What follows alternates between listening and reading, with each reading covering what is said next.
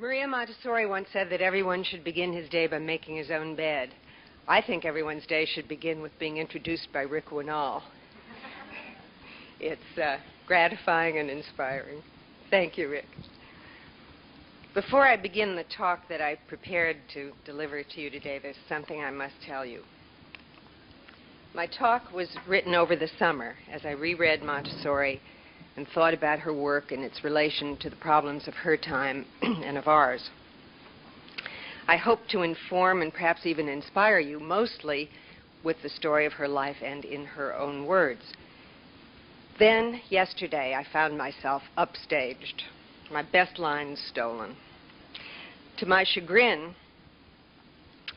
the film we were shown yesterday, which I had never seen before, covered much of the same material, told the well-known story, and used many of the same words, inevitably. I sat there dismayed until a thought occurred to me. Actually, I think it was visited on me by the spirit of Montessori herself, with which I lived for several years when I wrote her Life and Times. And the thought was that it was not inappropriate for us here to take pleasure in repetition. I hope that as Montessori pupils, as well as Montessori teachers, if you've already heard some of what I'm going to tell you, you will think of it, as Mario Montessori put it in the film yesterday, as repeating the same exercise until you feel you've mastered it. And so now, let us begin. The method and the message, Montessori and the crisis of education in America today. In America, education has always been tied to social reform. In the 19th century and well into the 20th, during the years in which successive waves of men and women landed on these shores from other parts of the world, social reform involved a sense of civic obligation. It had not yet become a matter of group rights and individual entitlements.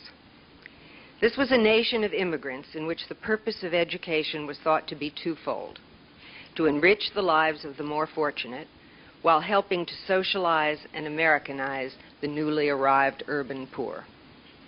In the early years of this century, the work of Maria Montessori seemed to provide an answer to both of these needs. And for a brief time, her name was a household word, her ideas and the system based on them hailed as harbingers of a new man, a new society. Let me interpolate here that when I use the words man, mankind, and he or him in a general context, I do so as a convenience rather than substituting more awkward locutions, and I include myself and other members of my sex together with the other half of the human race. I don't believe in politicizing language.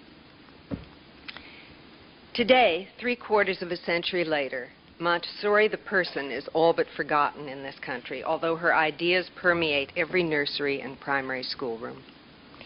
Writing her Life and Times, I called her one of the true originals of educational theory and practice. Today, a decade and a half later, I have no reason to modify this judgment.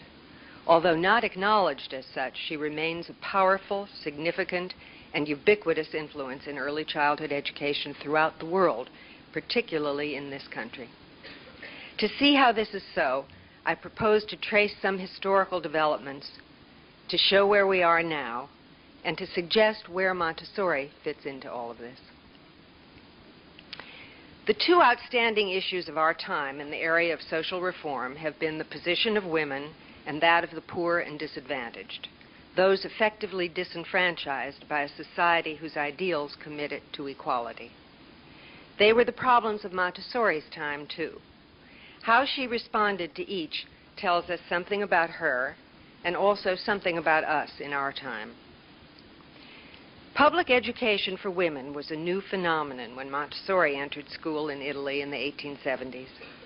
Most women were still educated privately, and few went on to any form of higher education other than the normal schools, which prepared teachers for the new system of public instruction. It was a society in which a spirited, intelligent girl like Montessori could look forward to few outlets for her energy and talents.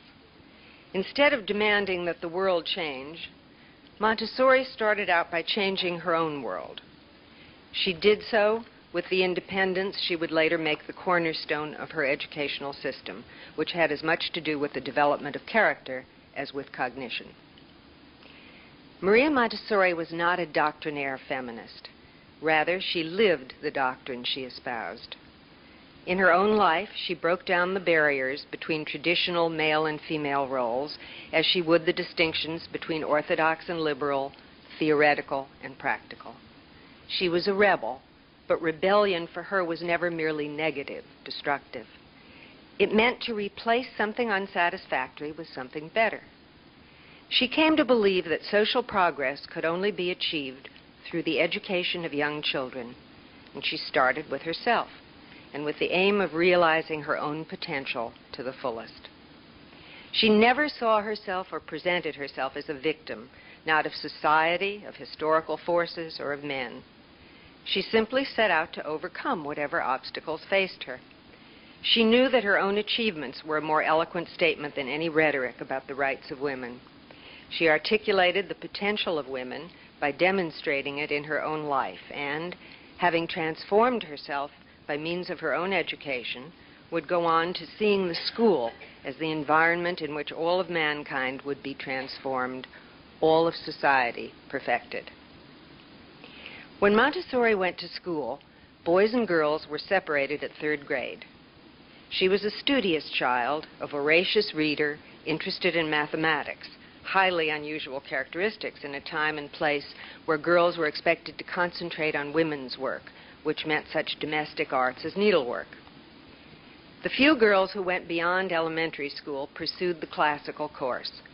But at 12, Maria had made up her mind to go to the technical school, which prepared for the Technical Institute. Assertive and competitive, she was determined to make her way and then to take her place in a man's world, where women did not appear on the streets unaccompanied, could not own their own property, which belonged to father or husband, and were not even considered competent to testify in a court of law. 100 years ago, in 1889, about to graduate from the Technical Institute, Maria made a momentous decision about her future. She had already ruled out teaching, the only acceptable profession for a woman at the time. Now she decided that she would not be an engineer either. She had an even more unheard of goal in mind. She would become a doctor. When Maria Montessori made this decision, no woman had ever studied medicine in Italy. To do so, she fought her father, the medical school faculty, and all of the authorities ranged against her. When finally she was admitted to the medical school of the University of Rome, where she managed to pay her own tuition, she still couldn't walk to classes without a male escort. She was ostracized by her fellow students and forced to study anatomy and do dissection alone in order not to be exposed to a naked corpse in the presence of a man. Still, she did not hate or resent men. She considered herself not a rival, but an equal, and she persevered in what she saw as a challenge. Unlike the blue stockings of her time, who aped masculine dress and masculine ways, she remained feminine in manner and appearance all her life, while defending her thesis at her graduation from medical school or lecturing all over the world in the years to come. Finally, she was recognized not for having been the first or the only woman to have done what she had done, but because of her achievements themselves.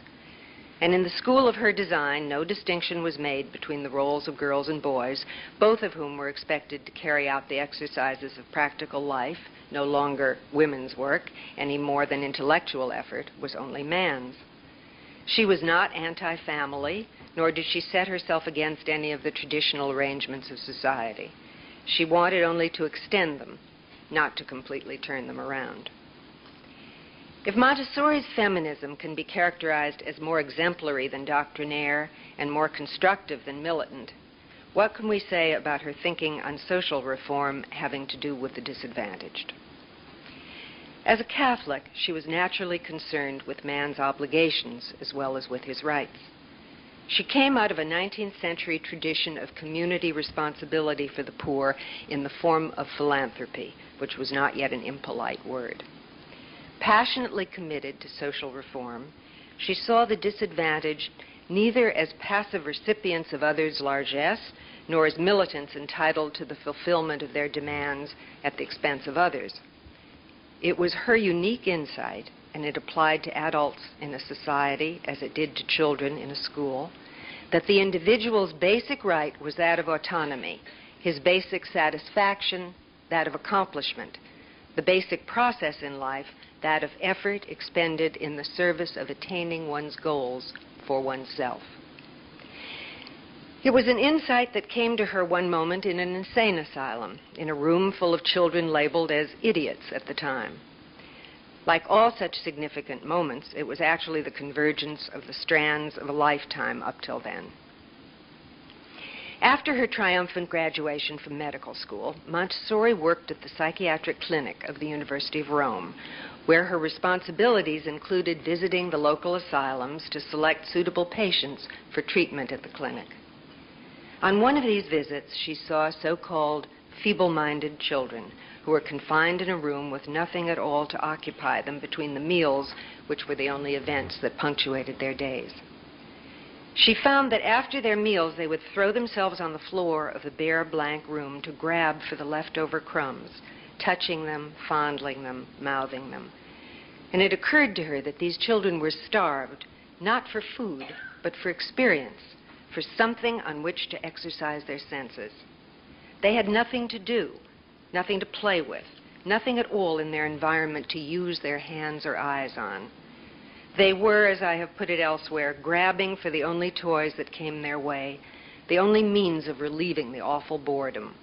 They seemed to be indicating a need those in charge of their care had never suspected.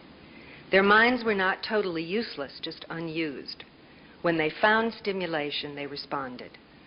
Perhaps they were idiots only because their senses had never been stimulated enough for learning to take place. And so she began her highly original, soon-to-be historically significant efforts to focus the attention, direct the activity of these children thought to be uneducable, observing them, trying different things, and reading everything she could find on the subject. Eventually, as we know, she would conclude that it was stimulation and structure, the elements of the ordered environment, that were lacking in these children. These are the very things that are lacking in the experience of the children of the most disadvantaged of the urban poor in this country today, what we call the underclass. Let us hold on to that thought for a while, and to another of Montessori's related insights as well, one which has significance for social policy dealing with adults as well as children. And here I quote from my earlier words again when I remind you that Montessori believed that work, the systematic mastery of the environment, met an innate need of the developing human being from the earliest age and was the key to both individual development and the progress of civilization.